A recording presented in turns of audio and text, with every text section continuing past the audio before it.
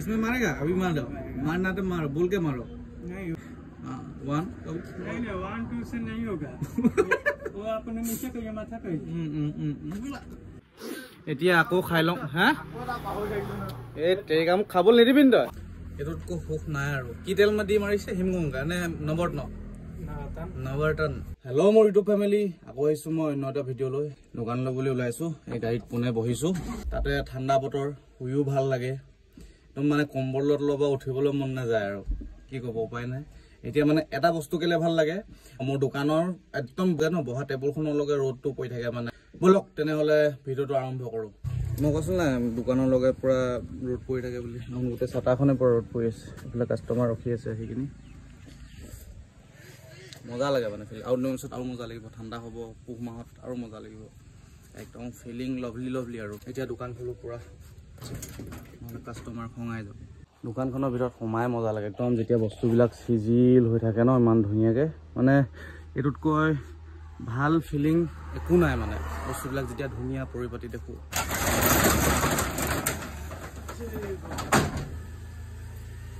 মই মানে মানুহটো কি হ'ল মই বেছিকৈ পইচা ভোকা নহয় হা মোৰ মানুহটো হ'ল মই কামৰ কাৰণে ভোক বহুত বেছি আছে মোৰ কামৰ কাৰণে মই পগলা হৈ যাম ইমানে কাম কৰিব পাৰোঁ মানে মই কিছুমান মানুহৰ পইচা লোভ থাকে মই কামৰ লোভ মই কাম কৰিব বিচাৰোঁ মই জানো পইচা আহিব মই যদি কামৰ প্ৰতি যদি মই লোভী হৈ যাওঁ পইচা ধেৰ আহিব মোৰ ওচৰত মই জানো মানে এতিয়া চাওক মই দোকান চলাই আছোঁ লগতে মই ব্লগিং কৰি আছোঁ মানে এইটো মোৰ কামৰ লোভী ন চবচে প্ৰথম কামটো হ'ল নিজকে ধুনীয়া ধুনীয়া গোন্ধাই থোৱা এইটো মোৰ পাৰ্চনেল ফগেই বেছিকৈ ইউজ কৰোঁ দিনটো ধুনীয়া ধুনীয়া গোন্ধাই থাকিব ভাল লাগিব হয় নাই সেই আলুখিনি মানে গাড়ীতে উঠাই থৈছোঁ সি পূৰা গাড়ীৰ পৰা মাল লৈ সোমাই লৈছে মানুহ নাথাকিলে কি কৰিব গাড়ীতে মাল থাকে তাৰপৰাই লৈ থাক গাড়ীখন লৈ আহোঁ আৰু কোনোবা যদি দোকানীক লাগে দোকানীয়ে মানে সেইটো গুদামৰ নিচিনা আছিলে গাড়ীখনো গুদামৰ নিচিনাই হৈ গৈছে আলু চালুবিলাক গাড়ীতে থাকে গাড়ীৰ পৰাই মানে লৈ গুচি যায়গৈ আৰু কাৰোবাক লাগিলে 1 কেজি 2 কেজি যা তাৰপৰাই উঠি লৈ যায় তেনেকুৱা টাইপৰ এইফালে টিফিন আহি গ'ল বোলে কণী দিছে তাৰপিছত এইটো ৰঙালাও আগ আলু 3টা গৰম গৰম ৰুটি এতিয়া খাই লওঁ আৰু কালি মানে একো নোখোৱাকৈ শুই থাকিলোঁ পূৰা গেছ হৈছে পেটটো পটাপট খাই লওঁ নহ'লে গেষ্টিকে পাব ৰুটি খাই থকা মানুহ যে বহুত জোৰ গেষ্টিকে পায় পিয়াত মজা লাগে ৰঙালাও আগ খাই কিনি ন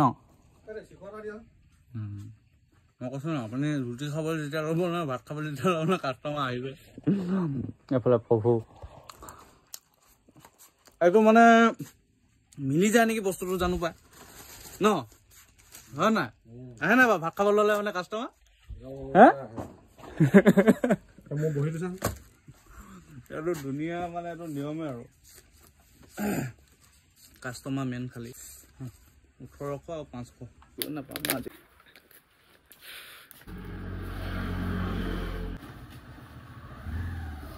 হাতখন দুবাৰমান ধুলোঁ এতিয়ালৈকে এইখিনি ইয়াত এনেকৈ পৰি আছে ৰুটিকেইটাই ভাবিছে তই মোক খাবলৈ লৈছিল নে কি ক'বলৈ লৈছিলি কৈছে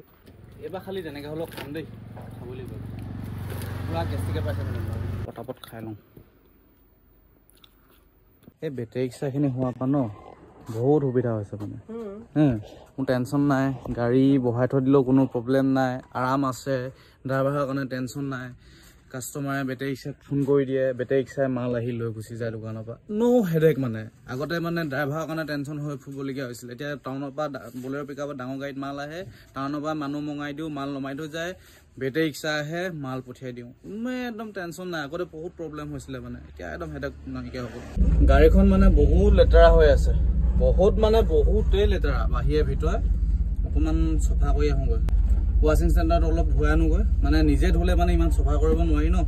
পইচা 200-300 টকা দি দিম ধুনীয়াকৈ ধুই দিব এইবিলাক বিশ্বকৰ্মা বস্তু হয় ন ভগৱানৰ বস্তু অকণমান চফা কৰি দিব লাগে নহ'লে পাপ লাগিব গাড়ীখন ইয়াত লগাই দিলোঁ অলপ টাইম লাগিব কৈছে পুৰা লেতেৰা হয় ন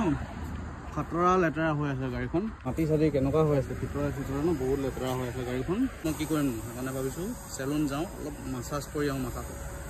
ঠাণ্ডা হ'ব অলপ এইটোতকৈ সুখ নাই আৰু কি তেল দি মাৰিছে হিমগংগা নে নৱৰত্ন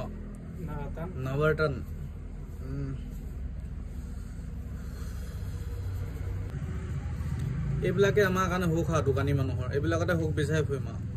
বাহিৰততো ফুৰিবলৈ যাবলৈ টাইমে নাপাওঁ মাথা মালিচ কৰিম কিবা কৰিম हमको लगा ये झटका नहीं मारेगा, हमको लगा इसमें मारेगा। अभी मार दो, मारना तो मारो, बोल के मारो। नहीं उसमें बोल के नहीं, आपने गर्दन टाइट मत करिएगा। ठीक है 1 नहीं 1 2 से नहीं होगा। वो आपने नीचे करिए, माथा करिए, आपको मालूम ही नहीं चलेगा। आटाजनी দোকানত আহিলো, ধুনীয়া আটাজনী এইফালে পকৰি চব খাবলৈ আহিছো, ধুনীয়া ধুনীয়া বনাইছে, টেষ্টি টেষ্টি। এইফালে গাড়ী টিপটপ হৈ গ'ল ধুই কিনি, এতিয়া ধুনীয়াকৈ ঘৰ গৈ থাকিব পাৰোঁ। ভোকো লাগিছেগৈ, ঘৰত গৈ গাটো ধুই কিনি ভাতটো খাবগৈ লাগিব।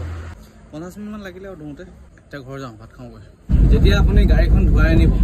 আৰু যেতিয়া এনেকুৱা ধূলি ৰাস্তাত যাবলৈ পায় ন, আগফালে যেতিয়া গাড়ীয়ে ধূলি মাৰি লৈ যায় ন, বহুত দুখ লাগে মানে। এইটোতকৈ দুখ নাই আৰু। এইবিলাক ধূলি চাওক, কেনেকুৱা ধূলি হওক, ইমান ধুনীয়া গাড়ীখন ধুৱাই আনো, এদিনৰ পাছত মানে ধূলি গাড়ী বগা হৈ যায়, লেতেৰা হৈ কিনি বহুত দুখ লাগে।